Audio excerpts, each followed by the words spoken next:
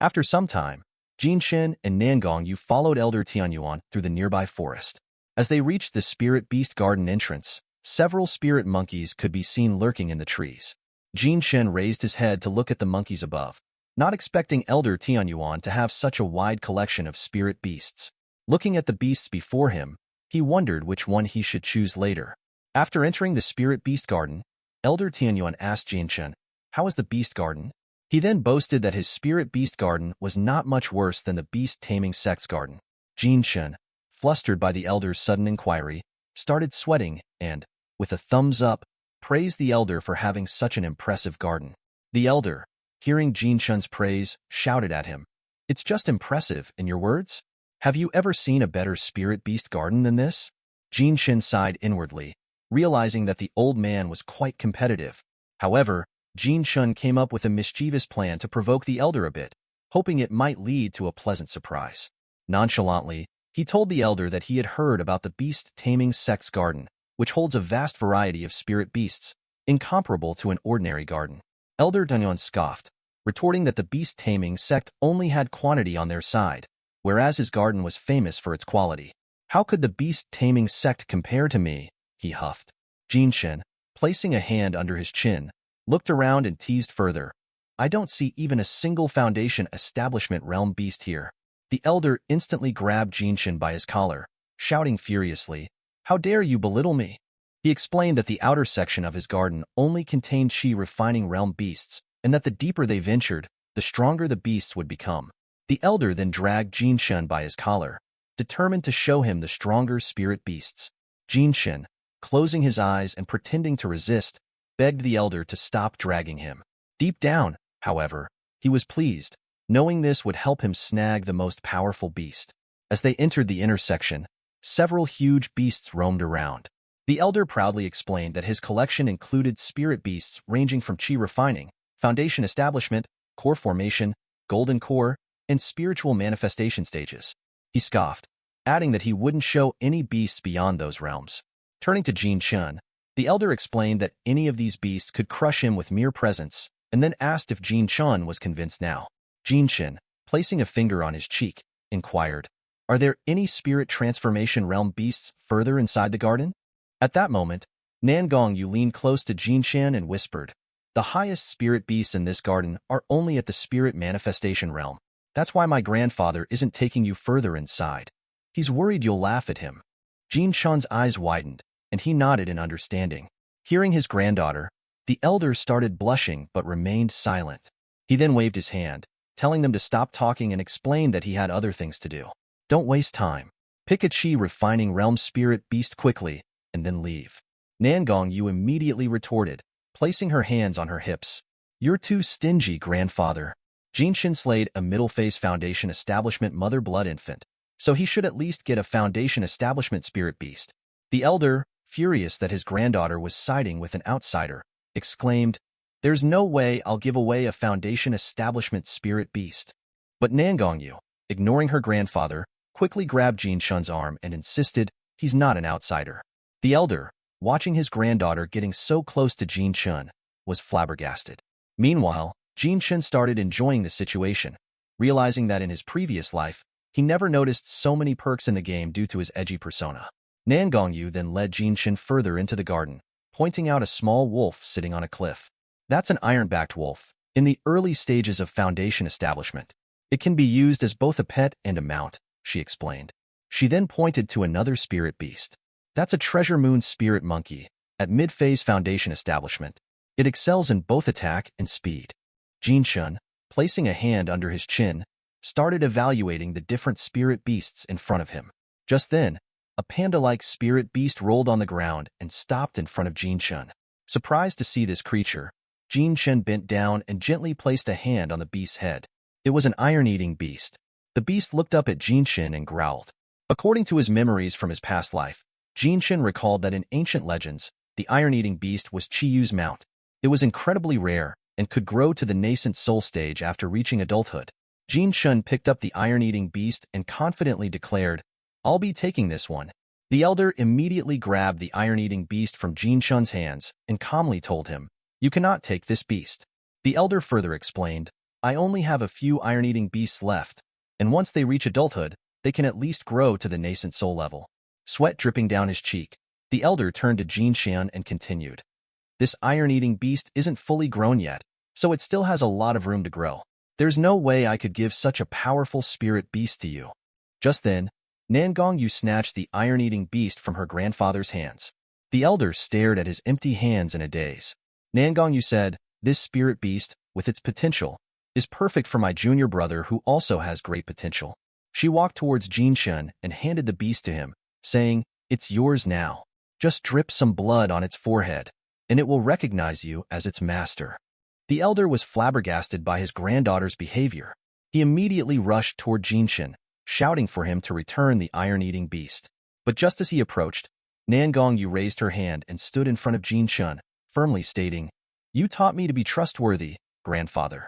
Since I've already given the iron-eating beast away, we can't back out now." She then turned to Jinshen and urged him to hurry up and complete the blood recognition. "Bite your finger, then press it against the beast's forehead," she advised. Jinshen quickly bit his finger and pressed it against the iron-eating beast's forehead. The beast growled, trying to resist. Nangongyu calmly instructed Jinshen, sense its emotional fluctuations and communicate with it mentally. With her guidance, Jinshen closed his eyes and focused on the beast. Psychic energy began to converge around him as his consciousness entered the spirit beast's mind.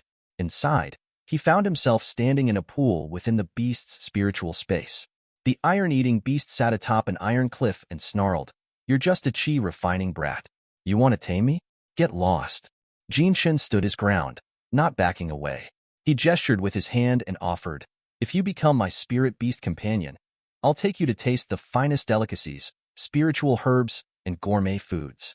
From his previous life, Jinshen had learned that iron-eating beasts were gluttonous by nature and couldn't resist the temptation of good food. The iron-eating beast, busy gnawing on a spirit sword, scoffed, "I've eaten everything there is to eat." But Jinshen casually raised his hand and revealed, "In Musian Prefecture, there's a crystal secret realm with a bamboo forest full of purple marrow bamboo. Have you ever tasted that?" The iron-eating beast stood up, confused, and began scratching its head as its mouth filled with water. Jinshen continued, "On Panglai Immortal Island, east of Huafeng Prefecture, there's a fruit called the Profound Fruit. Just one can extend someone's lifespan by 100 years. Have you eaten that?" Before Jinshen could say more, the iron-eating beast leaped down from the cliff, rolled over, and finally stopped in front of him, begging, "Stop talking. I'm starving." The iron-eating beast then asked, "If I go with you, will I be able to eat all these things you mentioned?" Jinshen raised his fist and promised, "A gentleman's word is worth more than gold." The iron-eating beast gave a fist bump in return and accepted the spirit beast contract. Jinshen emerged from the beast's spiritual space and petted its head. He then checked its stats. The iron-eating beast was in its juvenile stage with an HP of over 8,000, an attack of 90, defense of 85, and speed of 65. It had 3 skills, Raging Bite, Furious Thunder, and Thunder Strike. Looking into the beast's eyes, Jinshen promised, "Now that you've become my contract beast, you'll eat and live well." Inside, Jinshen was excited. He had obtained an amazing spirit beast with high attack power and speed. Just then, a game notification flashed before Jinshen, notifying him that in 10 minutes the game would undergo its first major update. All players would be forcibly logged out, and the update would last for 24 hours. Jinshen recalled from his past life memories that there had been a major update, but it happened a month after the game's open beta. He wondered why it was happening so soon this time. Could the game's integration with reality also be ahead of schedule? He stood dazed, staring at the screen. After contemplating for a moment, Jinshen turned to Nangongyu and thanked her. He then told her, "I'll be returning to my abode to cultivate for a few days." Jinshen was eager to rush back and start AFK cultivation while logged out, so he wouldn't waste the 24 hours. Nangongyu grabbed Jinshen's hand and, with a hint of sadness, asked, "Are you leaving so soon?" But then, smiling, she said, "Go back and rest for a few days. I'll come and find you later." Jinshen said his goodbyes and left. As he logged out of the game, his phone rang. Checking the screen, he saw a message from a girl named Gu Xiaoshu, inviting him to her birthday party. A flash of memories came to Jinshen's mind. Xiaoshu was Jinshen's cousin, 3 years older than him. Although they were cousins, their family relation was 5 generations apart. When Jinshen was a child, Xiaoshu often visited his house to play. Because of her braces, she was often bullied by other kids. There was one time, during an intense rainstorm, when the kids started bullying Xiaoshu, calling her a metal mouth monster. One of the kids even grabbed a stone, ready to throw it at her, while Xiaoshu knelt on the ground, crying. At that moment, Jin Shun saw her being bullied and rushed to save her. As he reached the kids, he punched the fat kid holding the stone and shouted, "As long as I'm here, no one is allowed to bully Xiaoshu." Just as he was about to throw another punch, a brown-haired kid standing beside him grabbed his hand. Seizing the opportunity, the fat kid kicked Jinshin in the stomach. The brown-haired kid pulled Jinshin back and threw him onto the ground, and all three kids started beating him with kicks and punches. Xiaoshu tried to stop them, but she could only watch Jinshin getting beaten up while crying. After they were done, the kids left, leaving Jinshin reeling on the ground. He had always been the one getting beaten, while trying to protect Xiaoshu from being bullied. Even now, his face was swollen, and Xiaoshu, watching him, always smiled through her tears. Because of those experiences, Xiaoshu and Jinshin grew very close. Xiaoshu liked to stick around Jinshin when they were young, and he also managed to gain some benefits from her friendship. In the present, Jinshin stared dazedly at his phone screen. Even though they had grown up and now lived in different cities, Xiaoshu still called him from time to time. After Jinshin's parents died, she had become the only light in his life.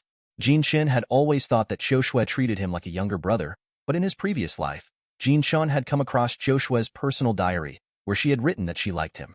That was when he realized her true feelings. However, Jinshin had been captivated by Guo Jie in his previous life and had neglected Xiaoshu. By the time Jinshin came back to her, she was already married to someone else, and shortly after her marriage, she had committed suicide. In the present, Jinshin gathered his belongings, packed a backpack, and took a flight to Baining, where Xiaoshu was settled, to attend her birthday party. He remembered that in his previous life, after today's birthday, Xiaoshu began to distance herself from him. Jinshin looked around the bustling city and started walking toward the hospital where Xiaoshu was interning. He had decided not to miss her birthday this time, to prevent her from following the same tragic path as in his previous life. After reaching the hospital, Jinshin started searching for the gynecology department, where Xiaoshu was working. Just then, Jinshin noticed a commotion.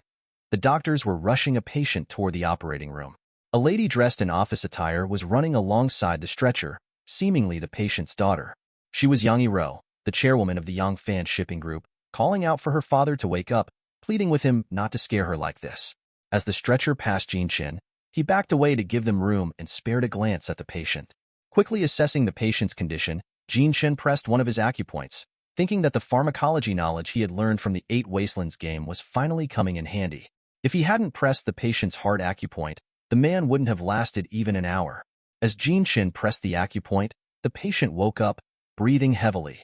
The doctor pushing the stretcher was shocked and asked Jinshin how he had done it. The doctor, not wasting any more time, quickly took the patient into the operating room. Now that the patient was awake, the chances of his survival had increased. Yang Iro quickly grabbed Jinshin's arm, begging him, "If you can save my father, the Yang family will pay any price you demand." Jinshin was taken aback by her sudden approach. Regaining his composure, he explained, "I only helped unblock some acupuncture points. It's temporary. The actual outcome depends on the success of the surgery." Jinshin knew that treating such an illness was only possible with spiritual herbs from the 8 Wastelands, which could only happen once the game and reality merged. The lady continued to stare at him. Jinshin added, "The surgery won't be easy. Your father's illness is at a late stage. If he's lucky, he might live another month." The young woman lowered her gaze, her eyes filled with tears. She remained silent for a moment, contemplating. After a brief pause, she asked Jinshin, "Can I lean on your shoulder for a moment?" The lady leaned on Jinshin's shoulder and started crying profusely. Jinshin held her trembling body, comforting her. The old man reminded him of his own parents. He couldn't help but wonder if his parents had lived long enough for him to become a deity in the game. Would he have been able to save them? After some time, the lady finally calmed down. Noticing that Jinshin's clothes had gotten dirty from her tears, she apologized. Jinshin waved his hand and reassured her, "Don't worry about it. These clothes are just cheap ones from a street stall." He then asked if she was all right and advised her to spend time with her father, urging her not to have any regrets. As Jinshin was about to leave, the lady called out to him and handed him her credit card as a token of gratitude. She also offered her business card, telling Jinshin that if he ever had any problems in the future, he could contact her. Jinshin was amazed by her offer. He took the cards and promised the young lady that he would definitely reach out if he faced any difficulties. Before leaving, the lady gave Jinshin a quick, seductive glance, calling him "little doctor" before walking away. Jinshin sighed, watching her retreating figure, wondering why she had called him little. He then checked the time and realized he was running late. He wondered if Xiaoshu was free from work. Just then, Xiaoshu came out of the gynecology ward. Jinshin, seeing her, immediately called out her name. Xiaoshu, hearing her name, turned around and was surprised by Jinshan's arrival. Jinshin, with tears welling up in his eyes, quickly ran to her and hugged her tightly, telling her how much he had missed her. Xiaoshu was taken aback by Jinshan's sudden reaction, wondering what had happened to him.